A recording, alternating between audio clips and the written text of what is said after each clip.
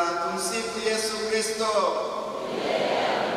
Jubilei kuu mwaka mtakatifu 2025. Sinodi Jimbo Katoliki Moshi.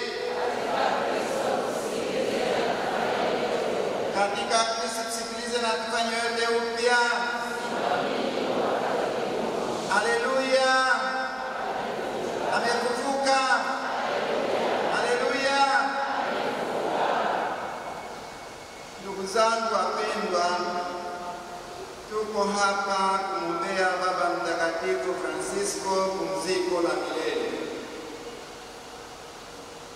Kwa jinsi hali ilivyo sasa, hakuna jambo lingine la maana tunaloweza kufanya, tunaloweza kumpatia Baba Mtakatifu Francisco kuliko hili tunalolifanya sasa. Tumekusanyika hapa kwa niaba ya Jimbo lote Katoliki Moshi kumwombea pumziko la milele. Hii ni zawadi ya pekee tunayoweza kumpatia baba yetu mpendwa Francisco kwa wakati huu. Tumekuja kumwombea pumziko la milele. Tumekusanyika kumwombea heri ya milele, kumwombea raha ya milele, kumwombea ashirikishwe sasa kikamilifu katika uzima wa Mungu, uzima wa milele. Mwenyezi Mungu alituumba ili tumjue, tumpende, tumtumikie na baadaye twende tukaishi naye kwa milele yote. Yeye anaingia hapo sasa katika huo wito wa mwisho na wito wa milele, kuishi na Mungu kwa milele. Ndio wito wetu wa mwisho wa milele. Wito endelevu ndio huo, kuishi na Mungu kwa milele yote. Hilo tunalomwombea. Wapendwa, Mwenyezi Mungu amependa kumwita Baba Mtakatifu Francisco katika hayo makao mapya, tukiwa katika adhimisho la Pasaka, tukiwa katika adhimisho la Kristo mfufuka kwenye Oktava ile ya kwanza au ya pili, mapema kabisa. Na Kristo mfufuka anaelezwa kama chemchemi ya uzima mpya. Yeye ni chemchemi ya uzima mpya. Kwa hiyo sisi tunamwomba mtakase kwa hiyo chemchemi, yani iliyojawa na neema za ufufuko, na hapo amshirikishe utimilifu wa uzima huo mpya. Amshirikishe utimilifu wa uzima huo mpya kwa ubatizo na kwa sakramenti nyingine, kwa sala. Tumekuwa tunashiriki katika huo uzima mpya wa Kristo, lakini sasa utimilifu wake ni upo. Yeye mwenyewe alio nao na yeye mwenyewe anashirikisha, si kwa maslahi yetu, lakini kwa kadiri anavyopenda yeye. Na katika somo la kwanza na leo, Mtakatifu Petro na Yohani wanasisitiza kwa nguvu zote kwamba hakuna wokovu kwa jina lingine lolote isipokuwa kwa Kristo.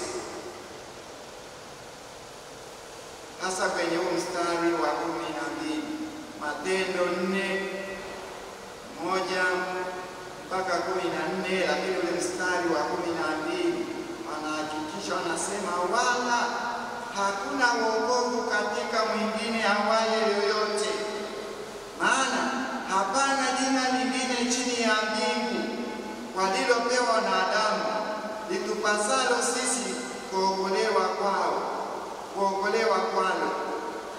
Matendo ya Mitume sura ya 4 mstari wa 12. Hilo jina leo wanatoa ushuhuda wakiwa kule mbele ya baraza kuu, waeleze ni kwa nguvu na kwa jina gani wanaeleza hayo mambo ya ufufuko pale Yerusalemu. Wanaeleza historia kwamba ni kweli Mungu amemfufua kutoka wafu, yuko mzima, yuko hai na anatenda kazi, na wanawaambia muelewe hilo ndilo jina ambalo kila mwanadamu anapata wokovu. Ndugu zangu, sisi tunapomsindikiza Baba Mtakatifu Francisco kwa sala zetu tukiwa kwenye vijilia maziko yake, tunafahamu Baba Mtakatifu Francisco alimpenda Kristo sana. Alimhubiri na kumtangaza kwa namna mbalimbali. Alitetea sana jina la Yesu. Alikuwa anatamani watu wote wamfahamu Kristo, wamuinue ili aweze kuwapatia furaha, amani, faraja na matumaini. Lakini pia kama tunavyofahamu, na kwake bila shaka iko wazi zaidi, huyu ambaye ametuletea ujiko hilo la uzima mpya wa milele, ameingia hapo baada ya lile fungo la msalaba, fungo la mateso ya msalaba, kifo ya msalaba na ufufuko. Papa Francisco naye kwa hakika ameshiriki sana hilo fungo la msalaba wa Bwana, fungo la mateso, amelishiriki sana, na tunafahamu alikuwa mstari wa mbele kumtangaza Kristo kwa namna mbalimbali, kulitetea jina lake litawale, amani yake itawale ulimwenguni, amani, furaha ambayo tumeletewa na Injili iweze kutawala kwa wanadamu wote. Alilitetea sana. Kwa hata wakati mwingine alikuwa alitembelea nchi fulani, akawa anawapigia magoti wakuu wa nchi zile, akiwaomba wasimamishe vita. Baba Mtakatifu anapiga magoti kwa viongozi wa serikali ili wasimamishe vita, tena vita kati ya ndugu kwa ndugu. Alikuwa anatamani watu wamfahamu Kristo. Sasa kama alikuwa ni namna hiyo, na Mwenyezi Mungu amependa kumuita kipindi cha Pasaka, tukiwa kwenye oktava, wakati ule ambao tunaambiwa tuadhimishe kwa muda wa siku 8. Hiyo Jumapili ya Pasaka yaadhimishwe kwa siku 8, kama vile tunavyoadhimisha ile Jumapili, naye amefariki Jumatatu asubuhi.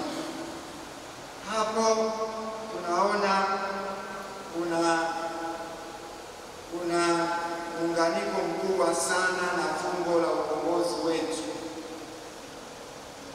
Tunaamini kwamba Bwana Yesu aliyefufuka kutoka wafu atapenda kumshirikisha zawadi hizo za ufufuko. Atapenda kumshirikisha sasa utimilivu wa uzima ule wa milele aliyomshirikisha hapa duniani kwa namna mbalimbali. Sasa mpatie utimilivu. Ndugu zangu, kikubwa kabisa tunachokifanya hii sadaka ya wokovu wetu tunaitolea kwa ajili yake.